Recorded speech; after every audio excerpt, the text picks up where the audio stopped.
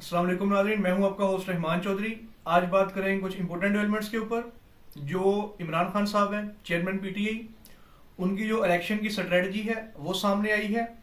उनको पता है कि उनका एस्टेब्लिशमेंट के साथ जो क्लैश है वो एक हद क्रॉस कर चुका है। उनको खदशा है कि उनको इलेक्शन से पहले नहल कर दिया जाएगा। उनके जितने भी बचे कुचे रहनुमा रह गए हैं उनको भी पकड़ लिया जाएगा, और जो पीटीआई का निशान है, जो बल्ले का निशान है, वो भी बैलेट पेपर पे नहीं रहेगा।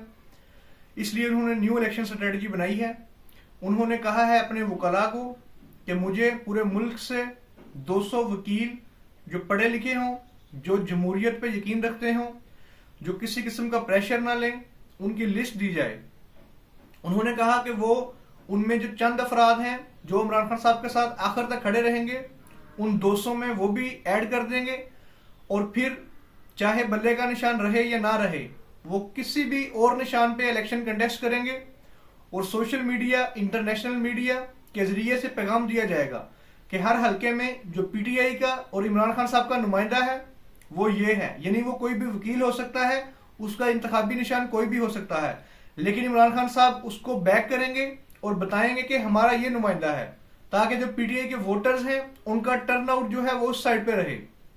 अब ये जो इलेक्शन स्ट्रेटजी है, इसको देखना होगा कि आने वाले जनरल इलेक्शन में इसका क्या आउटकम निकलता है, और जो लोग हैं, जो पीटीआई के वोटर्स हैं, वो किस तरह से रिस्पॉन्ड करेंगे।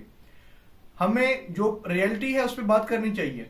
आज जो पीटीआई है उसकी जो मकबूलियत है वो नून लीग से बहुत ज्यादा है पंजाब में, और जो पीपल पार्टी है उसका तो पंजाब में नामो निशान नहीं है। तो अगर पीटीआई को इलेक्शन में हिस्सा लेना दिया जाए और फ्री एंड फेयर इलेक्शन हुआ जाए तो नून लीग के मुकाबले में पीटीआई की ज्यादा सीटें निकल सकती हैं। जैसे 2018 में नून लीग का शिकवा था कि उनको जेल में उनकी जो लीडरशिप है उसको डाला गया था, और जो लोग हैं वो पीटीआई में शामिल किए जा रहे थे। तो आज फिर नून लीग को देखना चाहिए कि वो सेम अगर एपिसोड पीटीआई के साथ रिपीट हो रहा है तो उनको चाहिए कि वो स्टैंड लें। हमारा मसला ये है, हमारी जो सियासी जमातें हैं और जो हमारे सियासी लीडर हैं, उनका जो पर्सनल इंटरेस्ट होता है वो हमेशा मुल्क से ज्यादा होता है। जब उनकी फेवर में फैसले जाते हैं तो तब उनको एस्टेब्लिशमेंट की इंटरफेरेंस भी पसंद होती है, और तब उनको इलेक्शन जो मैनेज किए जाते हैं अगर उनके हक में हो तो वो भी पसंद होते हैं। आज नवाज शरीफ साहब खामोशी इख्तियार कर रहे हैं और पीटीआई को साइलेंट किया जा रहा है, तो उस पर वो बिल्कुल खामोश हैं। जैसे 2018 में इमरान खान साहब को सपोर्ट दिया गया था तो तब नवाज शरीफ साहब कहते थे कि ये जमहूरी पसंद नहीं है और ये सिलेक्टेड है। अगर तब इमरान खान साहब सिलेक्टेड थे तो आज आप भी सिलेक्टेड ही होंगे। आप अपनी जो नवाज शरीफ साहब हैं अपनी मीटिंग्स में, जो पर्सनल उनकी मीटिंग्स होती हैं, जो रहनुमा है नून लीग के, उधर कहते हैं कि मुझे लाडले का एक टैग दिया जा रहा है तो इस जो तासुर है उसको जायल किया जाए। उस तासुर को कैसे जायल किया जाएगा? प्रैक्टिकली हमें नजर आ रहा है बाप पार्टी आपके साथ शामिल हो रही है, एमक्यूएम पाकिस्तान आपके साथ शामिल हो रही है, जितने इलेक्टेबल्स हैं वो आपके साथ शामिल कर रहे हैं, शामिल हो रहे हैं, शामिल किए जा रहे हैं। ये हम सबको पता है कि जब भी पीछे से कॉल्स आती हैं तो वो जो नून लीग जो जितने भी पार्टीज वाले हैं, एमक्यूएम हो या बाप पार्टी हो या जो भी इलेक्टेबल्स हो, कुछ ऐसे इलेक्टेबल्स होते हैं वो सिर्फ हवाओं का रुख देखते हैं कि जिस भी पार्टी की गवर्नमेंट में बननी आती है वो उस साइड पे मूव कर जाते हैं। तो नून लीग इसका भरपूर फायदा उठा रही है, लेकिन जब ये गवर्नमेंट बन जाएगी तो फिर उसके पीछे अवाम की बैकिंग नहीं होगी। और जैसे हमें पता है कि पाकिस्तान की तारीख में जितने भी इलेक्शन हुए हैं आज तक, उनका जो हाल है, उसकी जो शफाफियत है, उस पर हमेशा सवाल उठे हैं। तो अगर इस इलेक्शन में एक सियासी जमात को, पीटीआई को आउट करके इलेक्शन कंटेस्ट करवाया जाएगा तो इसको फ्री एंड फेयर कौन मानेगा और इसके पीछे अवाम की बैकिंग कैसे होगी?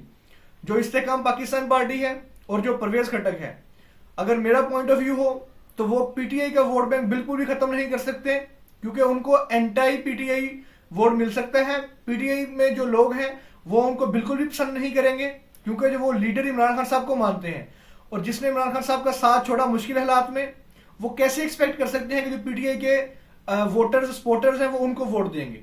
तो अगर इस्तेकाम पाकिस्तान पार्टी को सीट्स चाहिए तो उनको नून लीग के वोट तोड़ने पड़ेंगे, और अगर परवेज खटक साहब को भी उसमें चाहिए तो JUIF, मौलाना फजलुर रहमान, और जो उधर खैबर पख्तूनख्वा में दूसरी जमातें हैं, उनके वोट उनको कट करके अपने वोट लेने पड़ेंगे। पीटीआई का वोट, अगर मेरा पॉइंट ऑफ व्यू है, तो वो कभी भी परवेज खटक साहब को या इस्तेकाम पाकिस्तान पार्टी को, जिसमें अलीम खान साहब है, जंगी तरीन साहब है, इनको कभी भी जो पीटीआई के वोटर सपोर्टर हैं वो वोट कभी नहीं करेंगे, क्योंकि उन्होंने डायरेक्ट इमरान खान साहब पे तनकीद कर रहे हैं।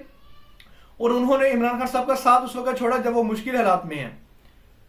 नवाज शरीफ साहब ने बात करते हुए बताया कि इस बार वो सोलर पैनल्स जो हैं वो देंगे और जो बिजली के बिल हैं उनसे निजात दिलवाएंगे।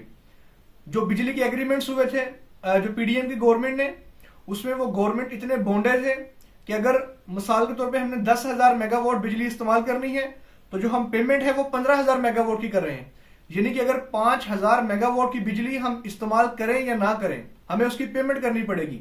इस तरह के एग्रीमेंट्स जो होते हैं वो कोई शाही खानदान या जिसको पैसे की परवाह नहीं होती मुल्क, हमारे जैसा मुल्क जो आईएमएफ से कर्जे ले रहा है, जिसकी एक्सपोर्ट्स बहुत लिमिटेड हैं, जिसके जो बिजनेसेस के मौके हैं वो बहुत लिमिटेड हैं, जिसमें जो बेरोजगारी है वो बहुत ज्यादा है, इन्फ्लेशन बहुत ज्यादा है, तो इस तरह के एग्रीमेंट्स जो हैं वो बहुत बैडली इंपैक्ट करते हैं।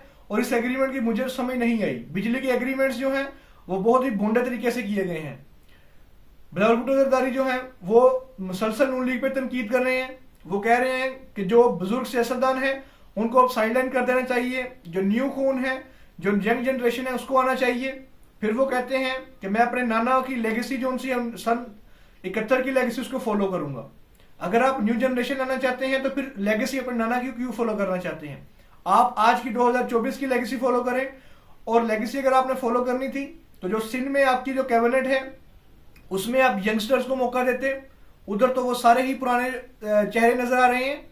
तो आपने अगर पहले इस आर्ग्यूमेंट को आपने पंजाब में मकबूलियत हासिल करवानी है तो पहले सिंध में परफॉर्म करें, उधर नई जनरेशन को मौका दें और उसके बाद बताएं कि जिस तरह से हमने सिंध में रेवोल्यूशन करवाई है, अगर पंजाब हमें मौका दे तो हम इधर भी वो चीजें इंप्लीमेंट करेंगे। लेकिन अगर सिर्फ आर्ग्यूमेंट आपने देना है तो फिर जो पंजाब के वोटर्स हैं वो पढ़े लिखे वोटर्स हैं और उनको वो जानते हैं किस जगह पे वोट देना है। और मेरा हमेशा से अपने लास्ट व्लॉग्स में भी आपके साथ यही था कि आपने जो 8 फरवरी 2024 को इलेक्शन कंटेस्ट होगा उसमें आपने निकलना है, जिस भी पार्टी को वोट दें, लेकिन आपने वोट लाजमी अपना कंटेस्ट करना है और अपना वोट लाजमी आपने सबमिट करवाना है, क्योंकि आपका बुनियादी हक है। और हमारा जो इस्लाम है उसमें भी है कि अपनी हक के रायदारी जो है वो आपने लाजमी तौर पे इस्तेमाल करनी चाहिए। आपको जिस भी पार्टी के मंशूर में आप रिलेट कर सकते हैं आप उसको करें। हम आपको कभी भी नहीं कहेंगे कि आप इस स्पेसिफिक पार्टी को वोट करें, लेकिन आपने वोट लाजमी कंटेस्ट करना है, वोट लाजमी अपना काउंट करना है। और जितने भी आपके इर्द गिर्द हैं आपने उनको भी कहना है कि इलेक्शन में भरपूर हिस्सा लें। आपका इस वीडियो को देखने के लिए बहुत शुक्रिया। अगर आप चैनल पर न्यू हैं तो सब्सक्राइब करें ताकि जितनी भी लेटेस्ट पॉलिटिकल डेवलपमेंट्स हो हम आपको उससे गाहे बगाहे आगाह किया करें। और जितने भी जो सियासी मामला हैं, जो इकोनॉमी के लिहाज से मामला हैं, उसके साथ भी हम आपको लाजमी अपडेट करेंगे।